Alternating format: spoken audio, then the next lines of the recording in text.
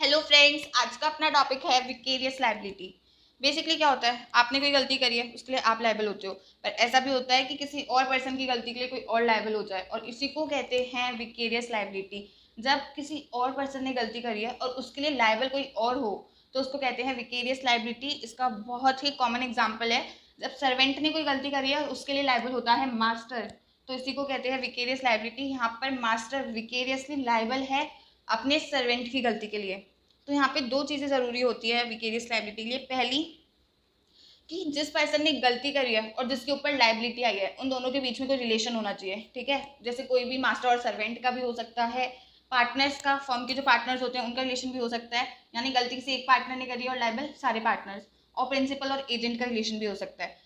And wrong must be committed with in course of employment, यानी उस person ने गलती कब करी हो, जब वो काम कर रहा हो, वो ड्यूटी कर रहा हो जो उसको मास्टर ने बताई गई है, मतलब ड्यूरिंग कोर्स ऑफ एम्प्लॉयमेंट। या तो किसी मास्टर ने कोई ऑर्डर दिया है, उसको इम्प्लीमेंट करते हुए कोई गलती हुई है, तो ये with in course of employment में वो गलती होती है, तो ये विकेरियसली लायबल माना जाता है। तो यहाँ पे अपन तीन रिलेशन पढ़ेंगे जब गलती मानी जाती है, विकेरियस लायबिलिटी मानी जाती है। पहला तो है प्रिंसिपल एंड एजेंट, दूसरा partners, and third is master and servant. So we will study them one by one. Let's start with the first one, principal and agent. Principal and agent की जो relationship होती है वो based होती है maxim qui facit per alium facit per से।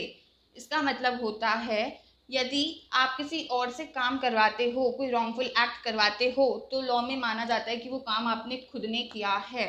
ही who doesn't act through another is deemed in law to do it himself.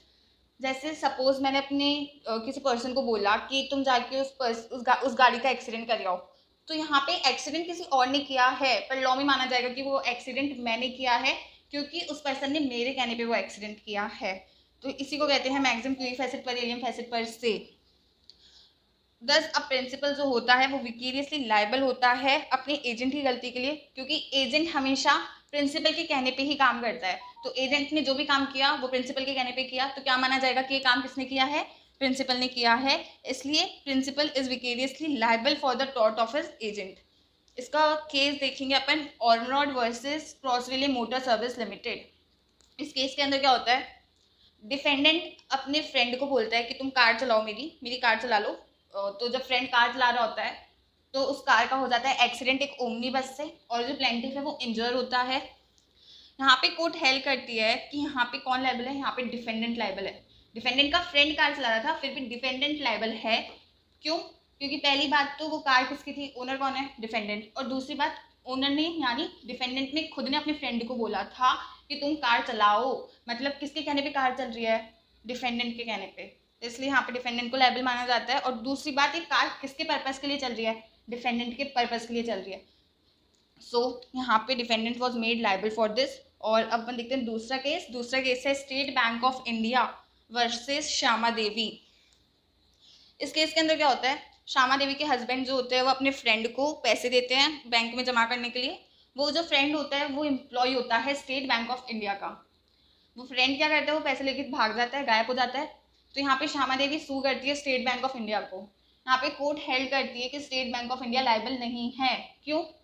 क्योंकि ये तो मान लिया कि वो जो फ्रेंड है वो एम्प्लॉय है स्टेट बैंक ऑफ इंडिया का, पर जब श्यामा देवी के हस्बैंड ने पैसे दिए थे उसको, उस एम्प्लॉय को, तो उस टाइम वो एज अ फ्रेंड दिए थे, एज अ बैंक के एम्प्लॉय को नहीं दिए थे, वो एज अ फ्रेंड उनको दिए थे।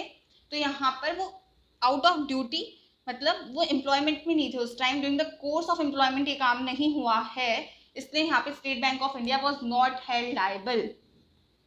अब अपन देखते हैं पार्टनर्स की जो लाइबिलिटी होती है।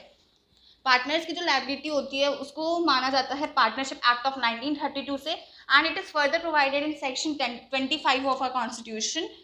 तो अपन देखते हैं पार्टनर्स की जो लायबिलिटी होती है वो भी जॉइंट होती है और सेवरल होती है। और पार्टनर्स एक दूसरे की गलती के लिए लायबल होते हैं, मतलब चाहे गलती एक ही पार्टनर ने करी हो पर उसके लिए लायबल सब होते हैं। Hamelin versus Houston and company, इसके अंदर केस के अंदर क्या होता है, डिफेंडेंट की फर्म होती है, उस फर्म में दो पार्टनर्स होते हैं, उसमें से एक पार्टनर क्या करता है, प्लेंटिफ के क्लर्क को रिश्वत देता है और ऐसे बोलता है कि तुम अपने मास्टर के जो बिजनेस सीक्रेट्स है वो आके मुझे रिवील करो, आके मुझे बता दो, उसके लिए मैं तुम्हें पैसे दूंगा। तो यहाँ पर कोर्ट हेल्ड करती है कि पार्टनर जो है वो लायबल है, पर गलती सिर्फ एक पार्टनर की थी, तो पर दूसरे पार्टनर को भी सफ़र करना पड़ता है, क्योंकि जो पार्टनर्स की गलती होती है उसके लिए सारे पार्टनर्स विकेरियसली लायबल होते हैं। तो यानी एक पार्टनर की गलती के लिए सारे पार्टनर्स को सफ़र करना पड़ा, यानी दोनों पार्टनर्स को सफ़र करना पड़ता है। तो दोनों partners were held liable for the wrongful act committed only by one of them. दस जो पार्टनर्स होते हैं वो विकेरियसली लायबल होते हैं अपनी को पार्टनर्स की गलती के लिए, अपनी को पार्टनर्स के गलत काम के लिए, गलत उसके लिए। अपन देखते हैं next relationship of master and servant. Master और सर्वेंट की रिलेशनशिप में मैंने आपको शुरू में भी बताया था कि जो सर्वेंट होता है उसकी गलती के लिए मास्टर विकेरियसली लायबल होता है, क्योंकि सर्वेंट जो भी काम करता है वो अपने मास्टर के कहने पे करता है। और ये जो रिलेशनशिप है वो बेस्ड है maxim respondeat superior. Respondeat superior का मतलब होता है कि जो सुपीरियर है वो रिस्पॉन्सिबल है, यानी सुपीरियर इज रिस्पॉन्सिबल और let the principal be liable. ये जो मैक्सिम है इसका बेस उसी मैक्सिम से आया है जो अपन ने प्रिंसिपल एंड एजेंट के अंदर पढ़ी थी, QE facit per alium facit per से। मतलब कि यदि आप कोई काम किसी और पर्सन से कराते हो तो माना जाता है कि वो काम आपने खुद ने किया है। तो यहाँ पे दो चीज़ें देखते हैं मास्टर और सर्वेंट की रिलेशनशिप में। पहला तो जो गलत काम है वो सर्वेंट ने किया है, और दूसरी बात जो सर्वेंट ने काम किया है वो ड्यूरिंग कोर्स ऑफ एम्प्लॉयमेंट में हुआ है। इसका अपन केस देखते हैं beard versus London general omnibus company. इस केस के अंदर क्या होता है, बस का जो ड्राइवर होता है वो डिनर लेने चल जाता है। डिनर कर रहा होता है तो कंडक्टर सोचता है कि जब तक ड्राइवर डिनर कर रहा है तब तक मैं बस को मोड़ लेता हूँ, उनको मोड़ना नहीं पड़ेगा ड्राइवर को। तो वो जब बस मोड़ रहा होता है तो कंडक्टर से हो जाता है एक्सीडेंट और प्लेंटिफ को हो जाती है इंजरी। तो यहाँ पर आप देखोगे कि यह कंडक्टर की ड्यूटी नहीं थी कि वो बस चलाए, ना ही उसको ड्राइवर ने कहा था। तो यहाँ पर जो कंडक्टर था वो ऑथोराइज नहीं था बस चलाने को, तो वो क्या कर रहा था, he was acting out of the course of his employment, यानी वो अपनी ड्यूटी के बाहर का काम कर रहा था। जो उसकी ड्यूटी नहीं थी वो काम कर रहा था।